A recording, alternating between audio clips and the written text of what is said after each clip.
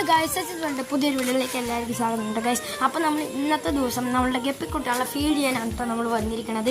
ആദ്യമായിട്ടാണ് നമ്മളുടെ ഗപ്പിക്കുട്ടികളെ നിങ്ങൾക്ക് കാണിക്കാൻ പോകുന്നത് കേട്ടോ ഗൈസ്. അപ്പോൾ വൈകുന്നേരമായിട്ട് നമ്മൾ ഫീഡ് ചെയ്യാൻ പോവാണ്. അപ്പോൾ ആ ഫീഡ് ചെയ്യുന്ന വീഡിയോ കാണുമ്പോൾ എല്ലാവരും ലൈക്ക് ചെയ്യുക, ഷെയർ ചെയ്യുക, സബ്സ്ക്രൈബ് ചെയ്യുക ഗൈസ്. അപ്പോൾ നമുക്ക് നേരെ വീഡിയോയിലേക്ക് പോകാം.